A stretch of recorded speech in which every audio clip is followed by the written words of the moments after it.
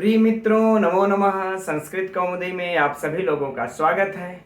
मित्रों, हम लोग लघु सिद्धांत कौमुदी के अनुसार जो समास प्रकरण का अध्ययन कर रहे हैं उसमें कल अव्ययी भाव समास समाप्त हो गया और अब हम लोग क्रमशः आगे बढ़ते हैं और लघु सिद्धांत कौमुदी के अनुसार जो समास का तीसरा भेद है तत्पुरुष समास, इसका अध्ययन आज की कक्षा से प्रारंभ करते हैं। और मित्रों, हम लोगों को इस समास का अध्ययन जरा और भी ध्यान से करना है, क्योंकि इससे जब परीक्षा में प्रश्न पूछता है तब बहुत कंफ्यूजन पैदा करता है। ठीक, तो आइए हम लोग अध्ययन प्रारंभ करते हैं। मित्रों, जो तत्पुरुष समास में पहला सूत्र जो पठित है वह है तत्पुरुषः। अब देखते हैं सबसे पहले कि तत्पुरुष सूत्र यह जो है कैसा सूत्र है। तो यह मित्रों अधिकार सूत्र है। कैसा सूत्र है? अधिकार सूत्र है। अब इसका अधिकार कहां तक चलता है? ठीक, एकदम अपने किताब में नोट कर लीजिएगा। यह प्रश्न नोट्स में यह पूछ चुका है कि तत्पुरुष का अधिकार कहां तक चलता है तत्पुरुष सूत्र का, है ना। द्वंद्व समास तक, द्विगु समास तक, बहुब्रीहि समास तक, कर्मधारय समास तक। ठीक, तो इसका उत्तर देखिए, इसके वृत्ति में स्पष्ट लिखा है कि अधिकारोयम, कि यह अधिकार, इसका अधिकार, किसका अधिकार? इस तत्पुरुष का अधिकार प्राग अर्थात पहले, अर्थात पहले। किसके पहले? तो बहुब्रीहि है, अर्थात बहुब्रीहि के पहले तक अधिकार चलता है। क्लियर हो गया ना? यानी कि तत्पुरुष यहां से लेकर के बहुब्रीहि के पहले तक इसका अधिकार चलता है। ठीक, अब हम लोग इसको जरा इस तरह से समझ लेते हैं कि महर्षि पाणिनि ने अपने अष्टाध्यायी में जो भी यहां से लेकर के बहुब्रीहि के पहले तक जो भी समास कहेंगे, जो भी समास कहे जाएंगे, पढ़े जाएंगे, उन सभी समास की तत्पुरुष संज्ञक हो। वह सभी समास कौन से संज्ञक हो? तत्पुरुष संज्ञक हो। कंफर्म हो गया ना? अर्थात देखिए, यह सूत्र जो है कि 2-1-21 पर पढ़ा हुआ है तत्पुरुष सूत्र। ठीक, तो यहां से लेकर के बहुब्रीहि के पहले तक, इस बहुब्रीहि के पहले तक जितने भी समास पढ़े जाएंगे वो सब तत्पुरुष संज्ञक होंगे। Correct, final. अब हम लोग आगे बढ़ते हैं। अगला सूत्र है द्विगुश्च। यह बड़ा ही महत्वपूर्ण सूत्र है मित्रों, कंफ्यूजन पैदा करता है, इसे जरा ध्यान से समझिएगा। द्विगुश्च, तो सर्वप्रथम देखते हैं कि यह कैसा सूत्र है। तो देखिए, यह संज्ञा सूत्र है। अब प्रश्न उठता है कि किसकी संज्ञा करती है, किसकी संज्ञा करता है? तो देखिए, इसका उत्तर इसके वृत्ति में द्विगुरपि, द्विगु समास भी तत्पुरुष संज्ञकः स्यात्, तत्पुरुष संज्ञक हो, तत्पुरुष संज्ञक हो। यानी जो द्विगु समास है उनकी भी तत्पुरुष संज्ञा हो, अर्थात यह संज्ञा कर रहा है यह द्विगुश्च सूत्र। और कौन सी संज्ञा, किसकी, कौन सी संज्ञा कर रहा है? तत्पुरुष संज्ञा कर रहा है। एकदम मित्रों, यहाँ पर आप लोग कंफ्यूजन मत होइएगा परीक्षा में कि द्विगुश्च, जैसे मान लेते हैं अगर परीक्षा में पूछ दे, क्लियर हम आप लोगों को यहीं पर कर दे रहे हैं कि पंचगवम, अगर यह पूछ दिया कि इस समास में यह इसकी द्विगु संज्ञा किस सूत्र से हुई है ना। ऑप्शन में द्विगुश्च भी देगा और संख्या पूर्वो द्विगु भी देगा, संख्या पूर्वो द्विगु यह भी देगा। किसकी द्विगु संज्ञा किस सूत्र से हुई है? तो किस सूत्र से हुई है मित्रों? संख्या पूर्वो द्विगु से इसकी द्विगु संज्ञा होगी ना, पंचगवम की। क्योंकि जो द्विगुश्च सूत्र है, चूंकि द्विगुश्च संख्या पूर्व द्विगु, कंफ्यूजन पैदा करेगा यार, कहीं द्विगुश्च लिखा है तो इसी द्विगुश्च सूत्रवा से तो नहीं इसकी द्विगु संज्ञा होगी, फटाक दे मार देना। ऐसा नहीं करना। यह द्विगुश्च सूत्र देखिए स्पष्ट लिखा है कि तत्पुरुष संज्ञक स्यात्, यह संज्ञा कर रहा है तो तत्पुरुष संज्ञा कर रहा है, न कि द्विगु संज्ञा। द्विगु संज्ञा तो संख्या पूर्व द्विगु ही करता है। ठीक, स्पष्ट हो गया। अच्छा, अब मित्रों यहाँ पर आप लोगों को जैसे एक चीज और स्पष्ट कर देना चाहते हैं हम, थोड़ी सी गुड़ बातें होंगी लेकिन जरा समझिएगा आप लोग कि जब यहाँ पर महर्षि पाणिनि ने 2-1-21 पर और द्विगुश्च को पढ़ा है 2-1-22 पर, जस्ट इसके बाद, तो इनको ऐसी क्या आवश्यकता पड़ी? यहां से तो कह ही दिए थे ये, है ना, कि यहां से लेकर के बहुव्रीहि के पहले तक तत्पुरुष संज्ञक हो, तो पुनः जस्ट उसी के नीचे च लगा करके कहते हैं कि और दिगु भी तत्पुरुष संज्ञक हो, तत्पुरुषः दिगुश्च, और दिगु भी तत्पुरुष संज्ञक हो। क्यों कहते हैं? आप लोग जान रहे होंगे कि यहां यानी कि तत्पुरुष के बाद, तत्पुरुष के बाद है ना, जब यहां पर बहुव्रीहि जब समास आता है, बहुव्रीहि समास, तो बीच में दो ठो समास और होते हैं जो तत्पुरुष के भेद हैं। तत्पुरुष का भेद कौन है? कर्मधारय, है ना, और कर्मधारय का भेद कौन है? दिगु। कर्मधारय का भेद कौन है? दिगु। तो कह रहे हैं अब यही दिगुश्च सूत्र आकर के तब इसीलिए महर्षि पाणिनि को लिखना पड़ा कि यह जो दिगु समास बीच में फिर दिगु संज्ञा आकर के बाद में आगे चल करके संख्या पूर्वो दिगु सूत्र से जब इसकी दिगु संज्ञा हो जाती है तो यह दिगु संज्ञक समास भी तत्पुरुष संज्ञक हो। ऐसा नहीं है कि यह तत्पुरुष वाला का महत्व तो खत्म हो जाएगा, अब उसका नाम बदल करके दिगु रख दिया जाएगा, ऐसा बिल्कुल नहीं है। यह तत्पुरुष संज्ञक तो रहेगा ही, मतलब यह दिगु संज्ञा तो हो ही जाएगा, लेकिन साथ में ही उसकी तत्पुरुष संज्ञा भी होगी। ठीक, यह आकर के दिगुश्च बता दिया। अब मामला क्लियर न हो गया।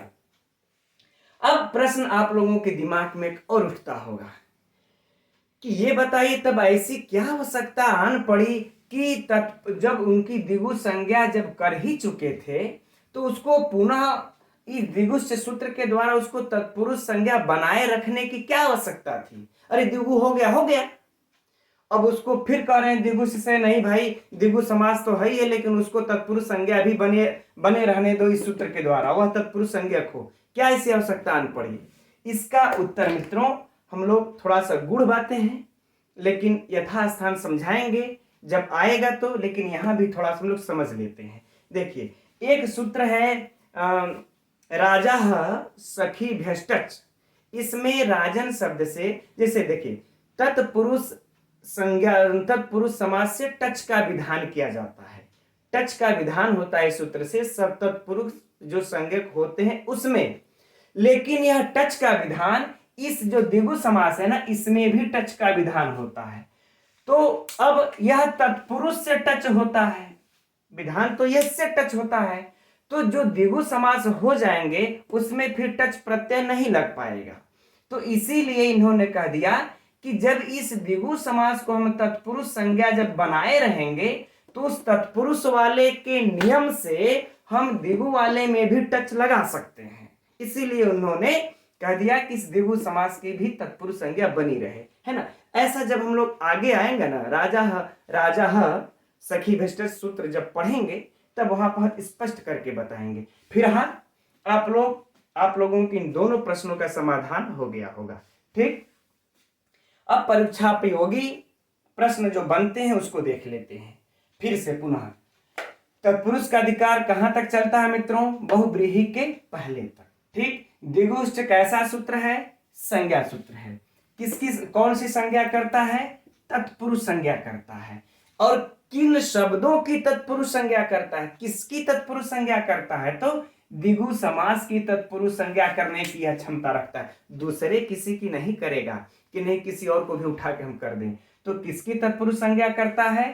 तो दिगु समास की तत्पुरुष संज्ञा करता है। ठीक, और बाकी यह परीक्षा का देखिए प्रश्न नहीं है, जो अभी हमने कहा कि इनका दिगुश्च करने के पीछे दिगुश्च समास से, दिगुश्च सूत्र से पुनः तत्पुरुष समास बनाए रखने के पीछे क्या उद्देश्य था महर्षि पाणिनि का, यह परीक्षा का प्रश्न नहीं है। ये तो मैंने आप लोगों को विद्वत्ता या समझने के लिए या आपके प्रश्नों के समाधान के लिए कहा।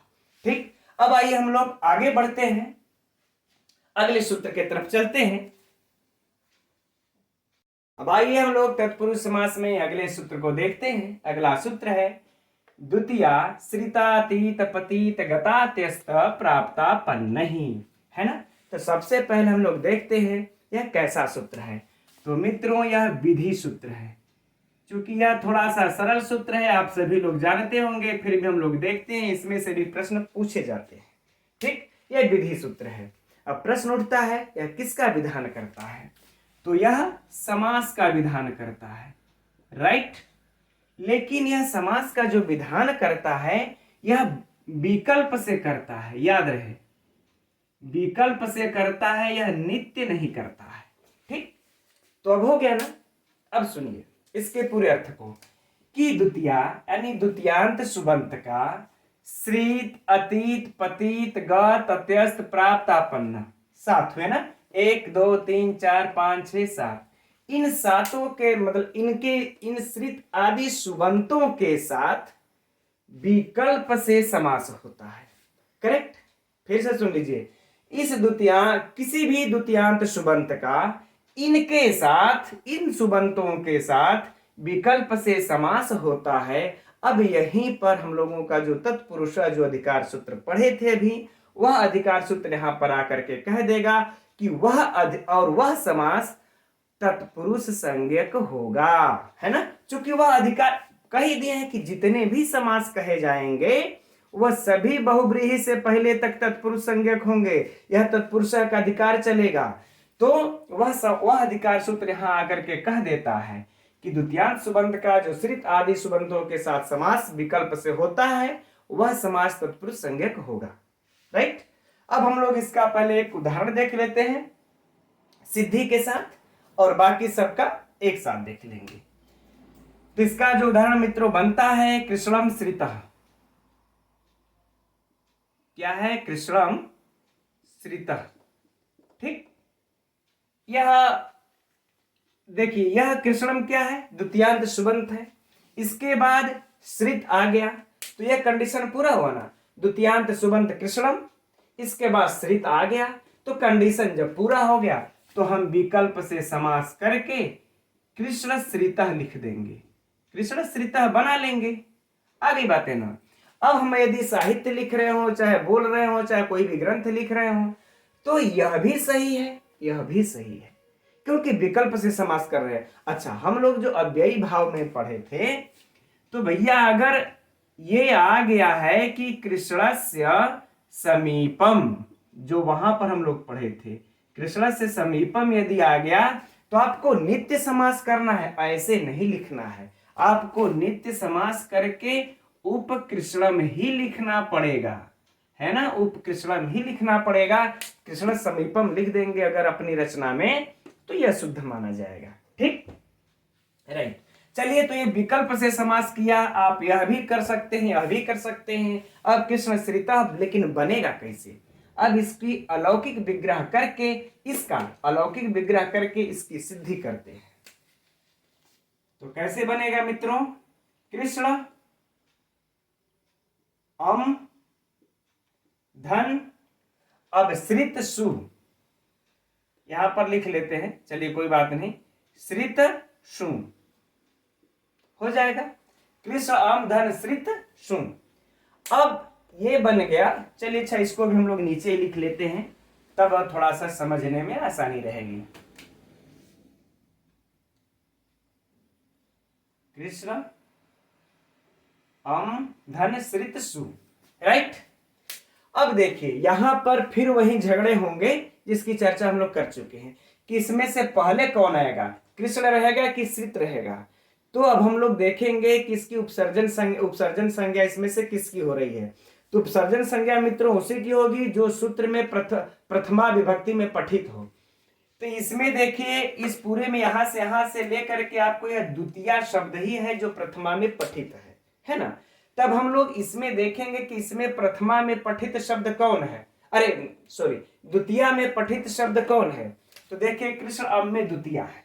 आगे बातें समझ में ना, हम लोगों को सूत्र से पकड़ के चलना पड़ता है कि सूत्र में जिसको प्रथमा से संबोधित किया गया है वह विग्रह में कहां पर है। तो यहां पर प्रथमा से संबोधित द्वितीया को किया गया है, तो हम इसमें द्वितीया को ढूंढेंगे कि द्वितीया कहां है। तो द्वितीया मिल गया, कृष्ण अम मिल गया ना। तब इसी की जो है कि प्रथमा निर्दिष्टम समासम उपसर्जनम, इसकी उपसर्जन संज्ञा हो जाएगी।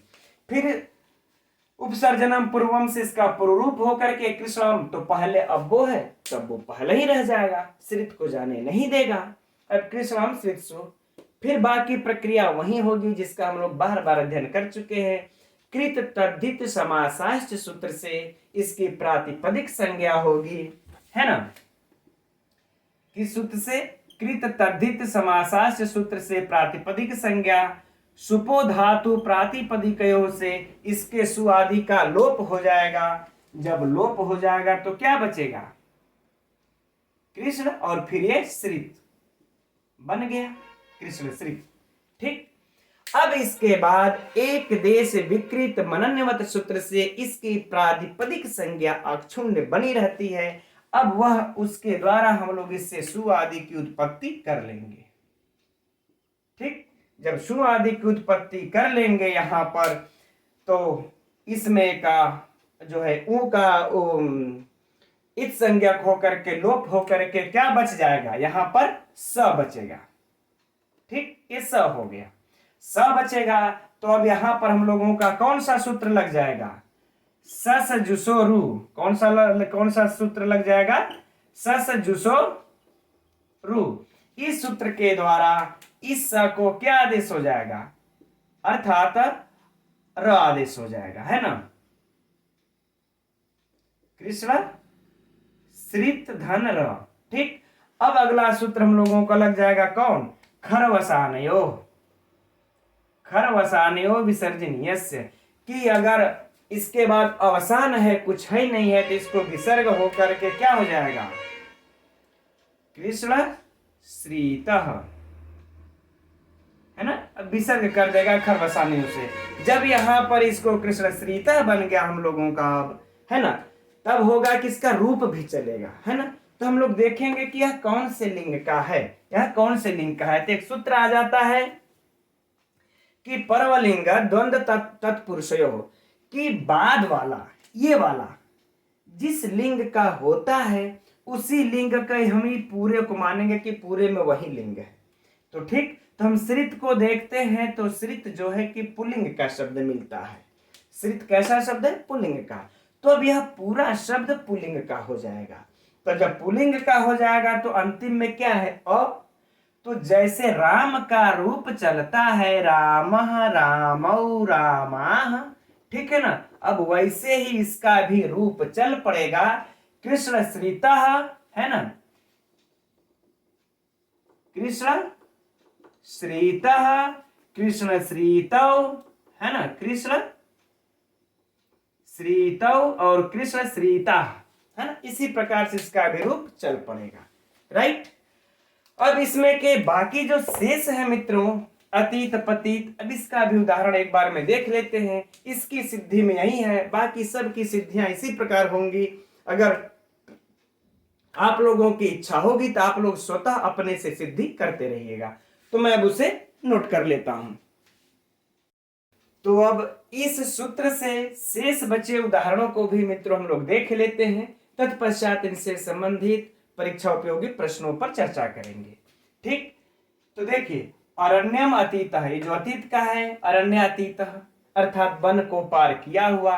अगला है पतित का, कूपम पतितः, कूप पतितः, कुएं में गिरा हुआ।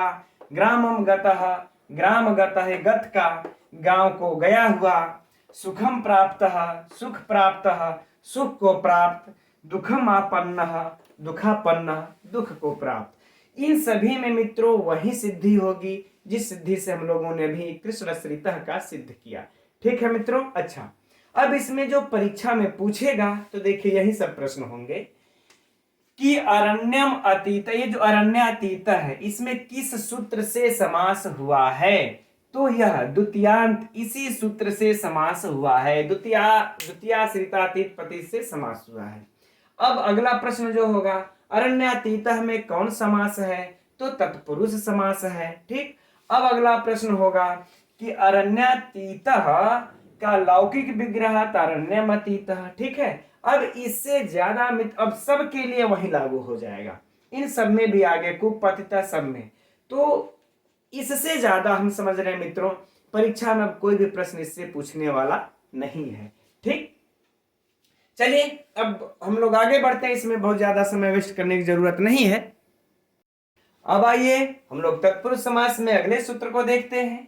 अगला सूत्र है तृतीया तत्कृतार्थेन गुणवचनेन। तो सबसे पहले देखते हैं मित्रों हम लोग यह सूत्र कैसा है। तो यह विधि सूत्र है ना, विधि सूत्र। यह किसका विधान करता है? तो समास का विधान करता है। अब हम लोगों को यह देखना होगा कि समास का जो विधान कर रहा है नित्य कर रहा है या वैकल्पिक। तो यह विकल्प से समास का विधान कर रहा है, याद रखिएगा, विकल्प से समास का विधान। तो अब यहां पर प्रश्न उठता है कि किस किस सिचुएशन में किनके किनके बीच में यह विकल्प से समास का विधान कर रहा है। तब देखिए उत्तर इस प्रश्न सूत्र में मिलता है। कहते हैं तृतीया, अर्थात एक तरफ तृतीयांत सुबंत होगा। एक तरफ क्या होगा? तृतीयांत सुबंत।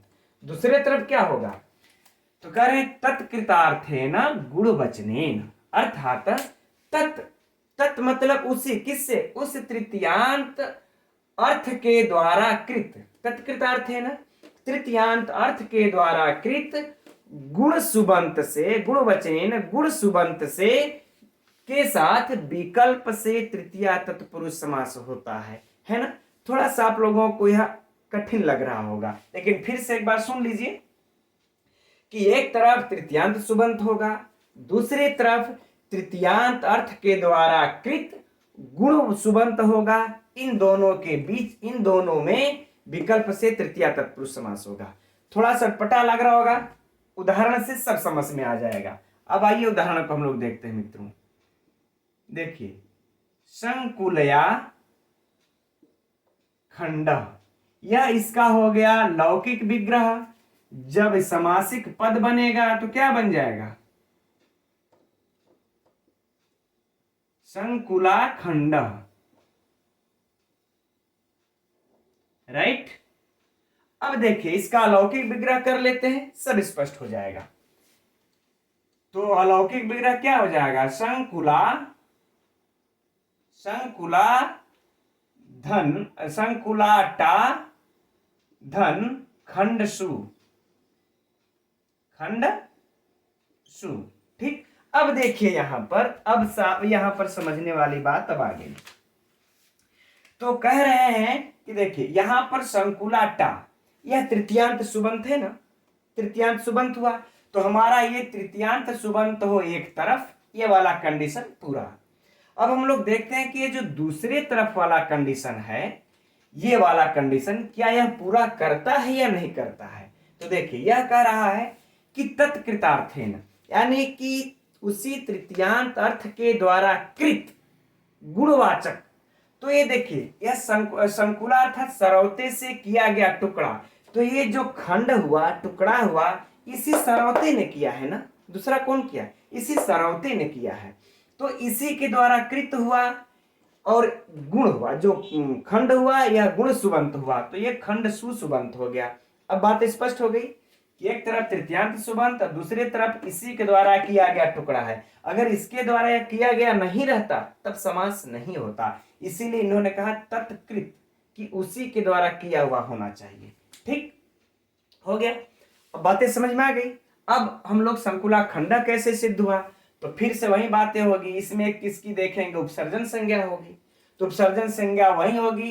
तो पहले सूत्र में देखते हैं, प्रथमा से निर्दिष्ट कौन है? तो तृतीया, तृतीया में प्रथमा विभक्ति है।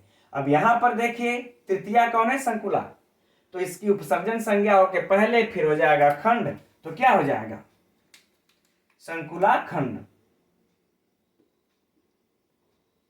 संकुला खंड, राइट।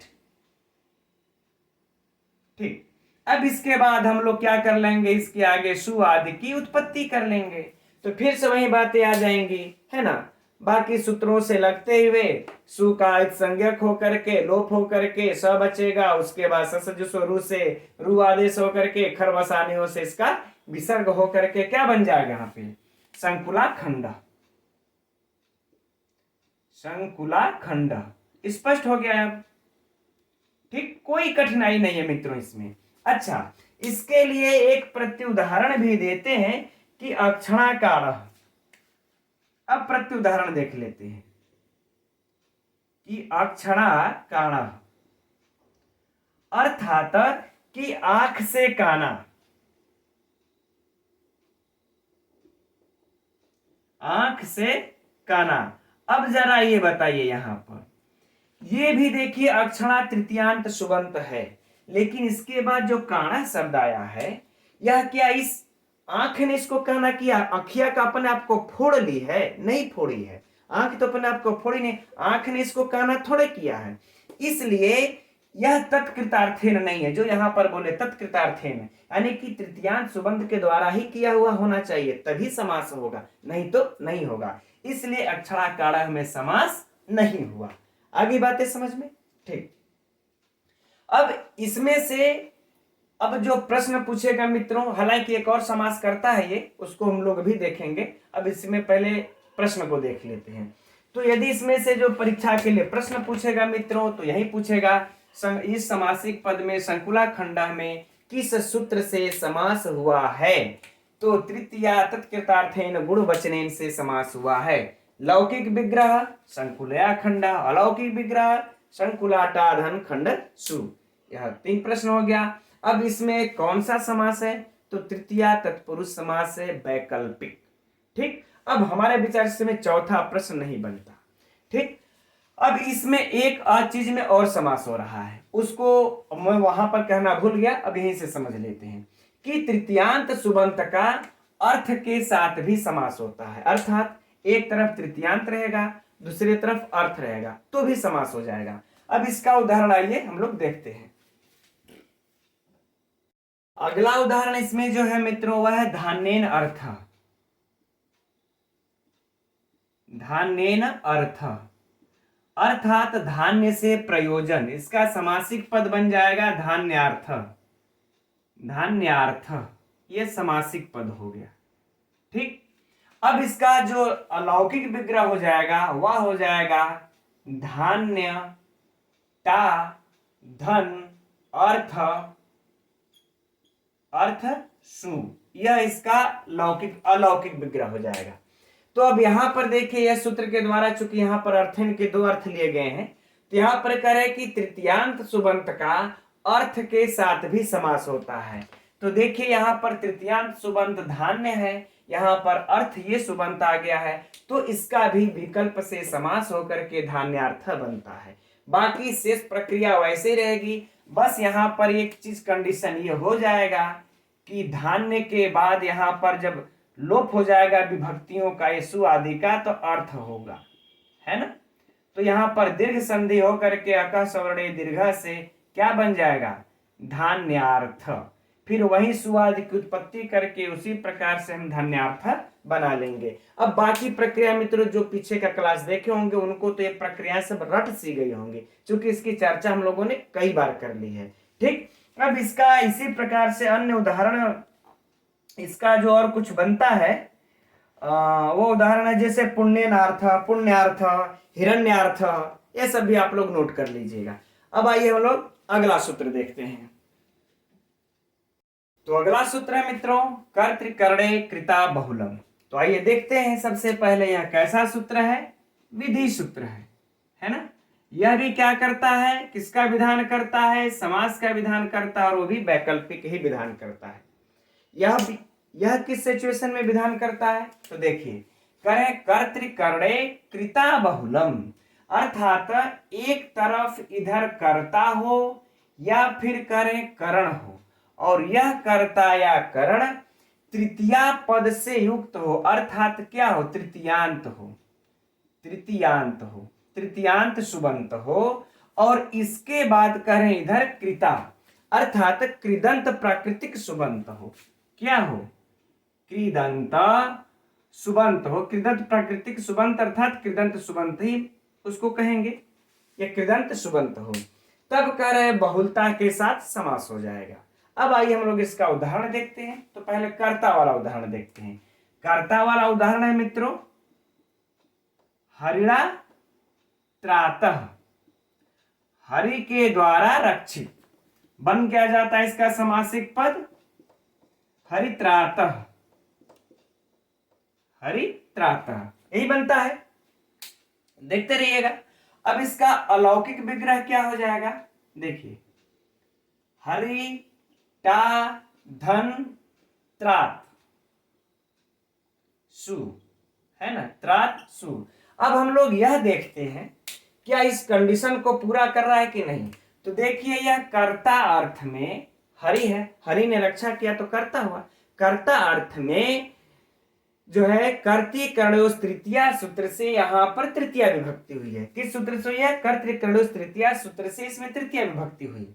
तो कंडीशन तो यही कर रहा है कि कर्ता हो या फिर करण हो और वो तृतीयांत हो, तृतीया विभक्ति हो गई। तो ये वाला कंडीशन हमारा हो गया पूरा इधर। ठीक, अब ये वाला कंडीशन कह रहे हैं कि ये कृदंत होना चाहिए। तो त्रात देखिए कृदंत है, कृत प्रत्यय लगा हुआ है। अब बहुलता के साथ समास कर देंगे तो कौन इसमें पहले होगा? इसमें जो है तृतीया जो भी पीछे सूत्र पढ़े उसकी अनुवृत्ति चली आती है। तो तृतीया सो जो युक्त होगा उपसर्जन होगा, बाकी प्रक्रिया सेम होगी, बार बार कहने की कोई जरूरत नहीं है। हरित्रात, फिर सुआदि की उत्पत्ति होगी उसी प्रकार से खरवसान्य सु और सु का फिर इत संज्ञा लोप रु, फिर खरवसानियों से विसर्ग होकर हरित्रात। राइट, अब हम लोग इसका जो ये वाला उदाहरण है, अब करण अर्थ वाला उदाहरण देखते हैं। करण अर्थ वाले उदाहरण के कहते हैं ये नख भिन्न। नख भिन्न अर्थात चलिए इससे देख लेते हैं।